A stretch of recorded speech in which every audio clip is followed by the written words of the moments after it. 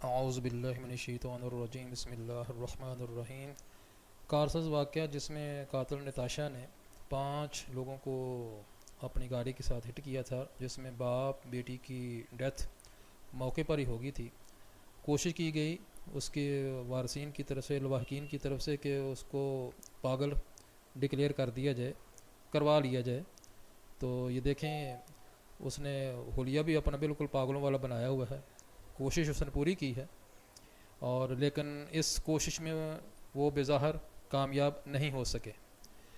یہاں تک کہ اس کو پاگل ڈکلیئر کرانے کے لیے جو سائیکو ڈپارٹمنٹ کے ہیڈ ہیں ڈاکٹر چنی لال،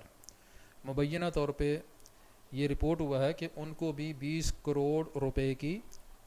رشوت آفر کی گئی تھی، لیکن انہوں نے وہ رشوت قبول نہیں کی، اور جو میڈیکل انیشل سرٹیفکیٹ انہوں نے جاری کیا اس میں انہوں نے بالکل کلیئرٹی کے ساتھ لکھا کہ یہ پاگل نہیں ہے۔ اور ساتھ ساتھ یہ دیکھیں کہ اس کے گاڑی کی حالت دیکھیں جس کو اس نے ہٹ کیا، اور آگے جا کے شاید یہ کالا بازی بھی اس نے کھائی ہے۔ تو یہ شو کرتا ہے کہ ریش ڈرائیونگ اس کی کتنی تھی۔ اور اب اس میں ایک نئی چیز کا جو اضافہ ہوا ہے اس سلسلے میں، کہ یہ خاتون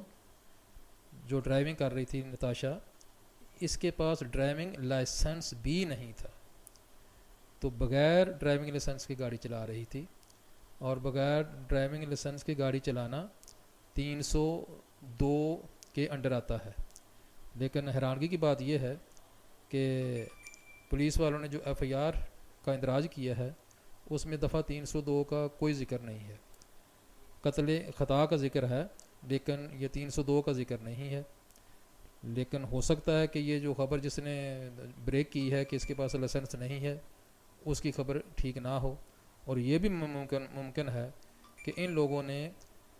اپنے اثر و رسوخ کو استعمال کرتے ہوئے لائسنس ایکسیڈنٹ کے بعد بنوا لیا ہو۔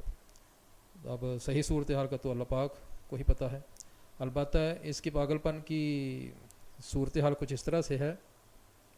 کہ یہ 2 کمپنیوں کی چیف ایگزیکٹو ہے، اور 7 کمپنیاں جو ہیں ان کی یہ ڈائریکٹر ہے، تو ٹوٹل یہ 9 کمپنیاں بنتی ہیں مسز نتاشا اقبال، جن کو ہینڈل کر رہی ہے، ہیڈ کر رہی ہے، جس میں Metro Capital, Jason Electric Limited, Soft Storage and Services, Gul Ahmed Bio Film Limited, Metro Power Company Limited, Gul Ahmed C B M C Glass Company, Metro Solar, Metro Property Network Private Limited, Metro Storage and Services Private Limited. تو یہ storage and services جو ہے یہ اس کے پاس 2 ہیں، ایک soft کے نام سے اور دوسری میٹرو کے نام سے۔ تو یہ اندازہ لگائیں کہ یہ پاگل ہے، اور کتنی اچھے طریقے سے یہ 9 کمپنیوں کو ہیڈ کر رہی ہے۔ تو اتنی خوبصورتی کے ساتھ انہوں نے پاگل پن کا ڈرامہ رچانے کی کوشش کی ہے۔ تو بہرحال اب اس کی پروسیکیوشن تو چل رہی ہے، لیکن دیکھتے ہیں کہ آنے والے وقتوں میں کیا صورتحال بنتی ہے۔ البتہ جس طرح کا سسٹم چل رہا ہے اور جس طرح کی پولیس نے ایف آئی آر درج کی ہے، اس سے کوئی خاطر خواہ نتیجہ ملنا نظر نہیں آ رہا۔ گو کہ گورنر سندھ کامران ٹیسوری صاحب نے اپنی دلچسپی کا اظہار کیا ہے کہ میں اس معاملے کو منطقی انجام تک پہنچاؤں گا، اور جو متاثرہ خاندان ہیں ان کے ساتھ کسی بھی قسم کی ناانصافی نہیں ہونے دوں گا۔ لیکن اس کے باوجود کہ گورنر سندھ نے پریس کانفرنس کی ہے، کھلے عام اس خواہش کا اور اس عزم کا اظہار کیا ہے، پولیس نے ان کی ایف آئی آر جو بظاہر ایسے لگتا ہے کہ انہوں نے صحیح ایف آئی آر کا اندراج نہیں کیا ہے، اور جتنی بھی انویسٹیگیشن اور پروسیکیوشن وغیرہ ہونی ہے وہ ایف آئی آر کے اوپر ہی ہونی ہے۔ تو دیکھتے ہیں آنے والے وقتوں میں کیا ڈیولپمنٹ ہوتی ہے۔ البتہ جو تازہ ترین پیش رفت جس طرح آپ دیکھ رہے ہیں کہ بڑی ہلچل ہو رہی ہے، وہ اس میں یہ تازہ ترین اپڈیٹ ہے کہ اس کے جو لواحقین ہیں وہ اس کو پاگل تو ڈکلیئر نہیں کروا سکے، البتہ انہوں نے اس کی جو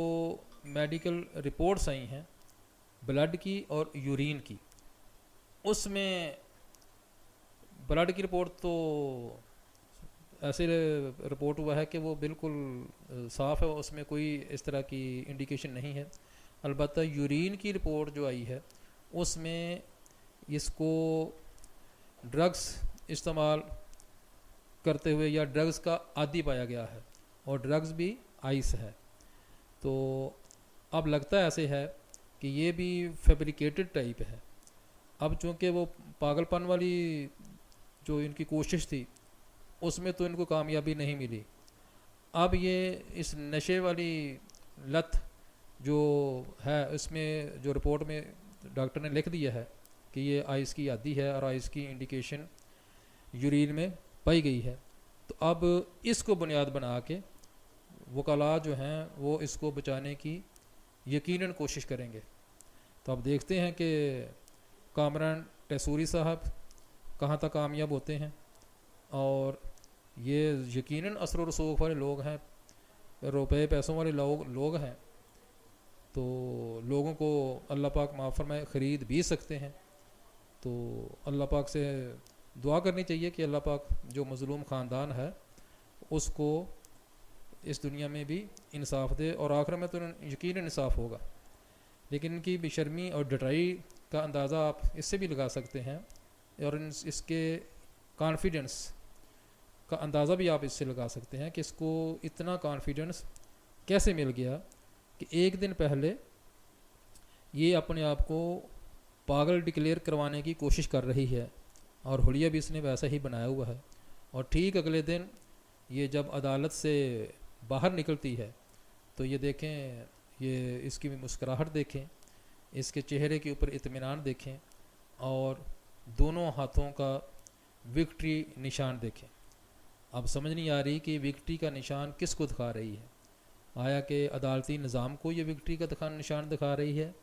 یا کہ معصوم عوام کو یہ وکٹری کا نشان بنا کے یہ دکھا رہی ہے کہ آپ جتنا مرضی شور کر لیں، جتنا مرضی ویلا کر لیں، میڈیا میں شور شرابہ کر لیں، جیت ہمیشہ پیسے کی ہی ہونی ہے۔ شاید یہ بتانے کی کوشش کر رہی ہے اپنے وکٹری نشان بنا کے۔ تو بہرحال دیر آید اللہ پاک خیر فرمائے، اگر یہ اس دنیا میں اس کو کسی نے نہیں پوچھا تو یقیناً اللہ پاک کی بارگاہ سے تو یہ کسی صورت نہیں بچ سکے گی۔ تو اللہ پاک خیر و فید فرمائے ہم سب کو،